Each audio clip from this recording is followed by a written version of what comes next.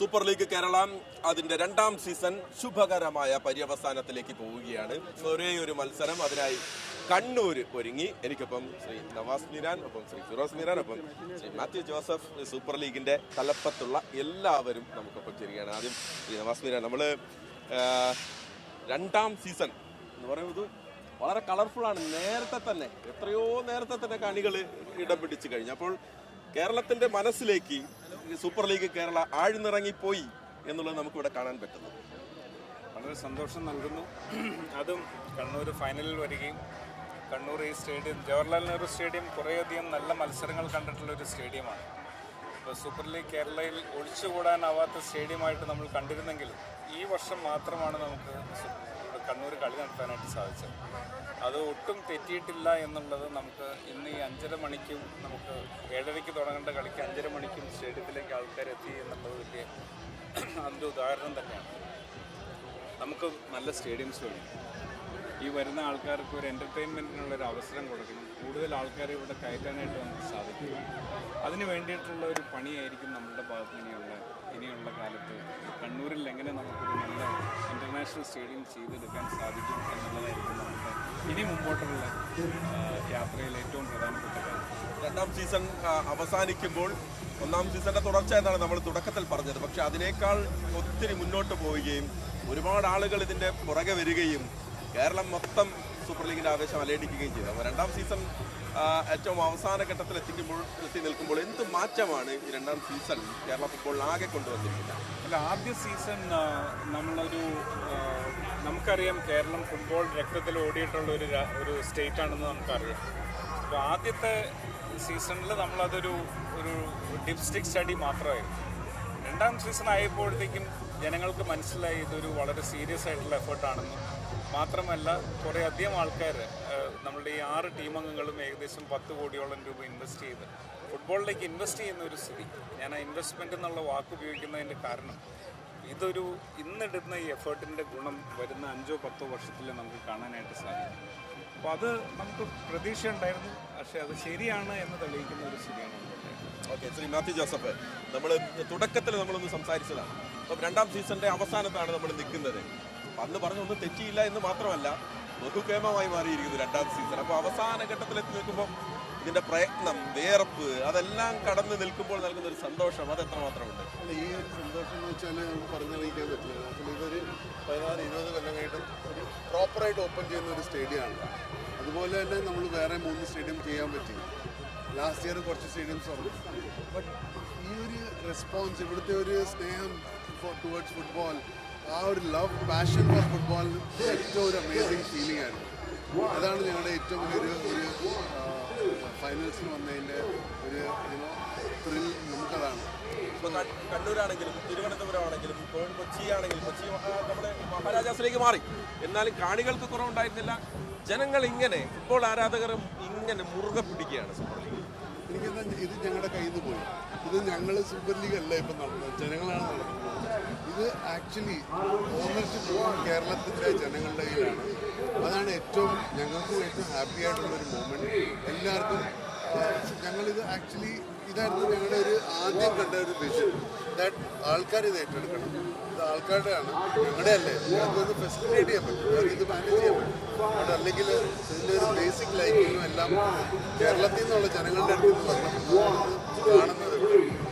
ഞാൻ ഫിറോസ് മീരാനിലേക്ക് ഫിറോസ് മീരാൻ, എനിക്ക് ഒരു കാര്യം ചോദിക്കാനുള്ളത്, ഞങ്ങൾ ഈ മത്സരം റിപ്പോർട്ട് ചെയ്യുന്ന സമയത്ത് പാലക്കാട് നിന്നും ഒപ്പം തന്നെ മറ്റ് ജില്ലകളിൽ നിന്നൊക്കെ ആളുകൾ ചോദിക്കുന്നത് ഞങ്ങളുടെ ടീം ഇപ്പോൾ വരും എന്നുള്ളത്. അപ്പോൾ അത് ഒരു അവസാന നിമിഷം എനിക്ക് ചോദിക്കേണ്ട ഒരു ചോദ്യമാണ്. പുതിയ ടീമുകൾ എത്തുമോ? എങ്ങനെ കാത്തിരിക്കണം ജനങ്ങൾ? പുതിയ ടീമുകൾ തീർച്ചയായിട്ടും എത്തും. നമ്മളുടെ ഗോളും വിഷനും ഇതാണ്. ദാറ്റ് ഈസ് ഇപ്പോൾ ഈ വർഷം നമ്മൾ 2 വെന്യൂസാണ് ഓപ്പൺ ചെയ്തത്, കണ്ണൂരും തൃശ്ശൂരും. അതും കൾച്ചറലി ഫുട്ബോളിൻ്റെ ഒരു വളരെ വലിയ ഹിസ്റ്ററിയുള്ള 2 സ്ഥലങ്ങളാണ്. അതും അവർ 2 പേരുമാണ് ഈ തവണ കോയിൻസിഡൻ്റ് ആയിട്ട് ഫൈനലിലുള്ളത്.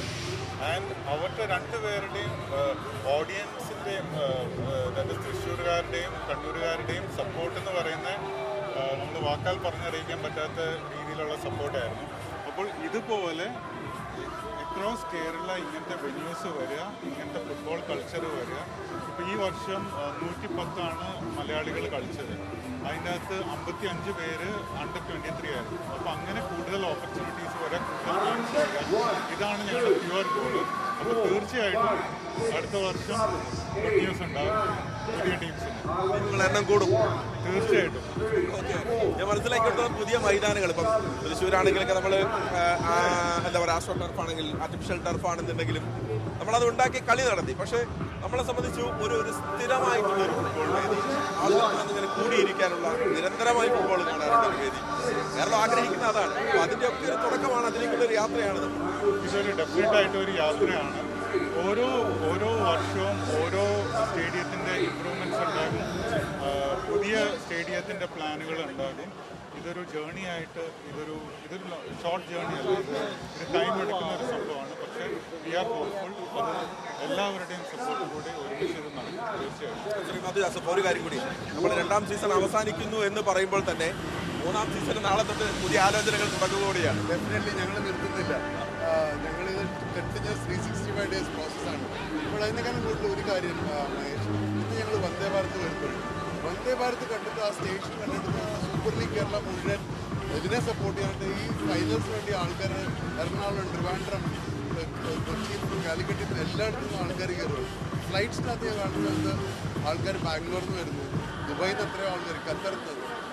ഇന്നിപ്പം ദുബായിലും ഖത്തറിലും ഫാൻസ് അസോസിയേഷൻസ് അവിടെ ലൈവ് സ്ട്രീമിംഗ് നടക്കുക. സോ ഇതൊക്കെ ഒരു വലിയ അച്ചീവ്മെൻ്റാണ്. ഫസ്റ്റ് ഇയർ ഇങ്ങനെയൊന്നും അല്ലായിരുന്നു, ആൾക്കാർ കേട്ട് വരുന്നുള്ളായിരുന്നു. പക്ഷേ എനിക്കൊന്നും ഞാൻ പറഞ്ഞ പോലെ ജനങ്ങൾ ഇത് ഏറ്റെടുത്തിരിക്കുകയാണ്. ആൻഡ് ഇതിൻ്റെ ഒരു effects all over the world കാണാനുണ്ട്. ഞാൻ പുറത്തുനിന്ന് ഒരു ലൈവ് കൊടുക്കുന്ന സമയത്ത് ഒരാളോട് സംസാരിച്ചു. രവീന്ദ്രൻ എന്നാണ് അദ്ദേഹത്തിൻ്റെ പേര്. അദ്ദേഹം കണ്ണൂരുകാരനാണ്. ഇന്ന് രാവിലെ ഡൽഹിയിൽ നിന്ന് വന്നത് ഈ കളി കാണാൻ. ഇത്രയേറെ ആളുകൾ ഉള്ളിലേക്ക് എടുത്തിട്ടുണ്ട്. ഡൽഹിയിൽ നിന്നൊരാ ഞാൻ ഇന്ന് ഒരു ഒറിജിനൽ കണ്ണൂർക്കാരനെ കണ്ടു, ഡോക്ടർ രവീന്ദ്രൻ എന്ന് പറഞ്ഞുകൊണ്ട്. ഐ തിങ്ക് ഒരു 78-80 ഇയേഴ്സിൻ്റെ ഡോക്ടറാണ് പുള്ളി. കാലിഫോർണിയ എന്ന ഫ്ലൈറ്റ് പിടിച്ചുള്ള വന്നിരിക്കുന്നത്.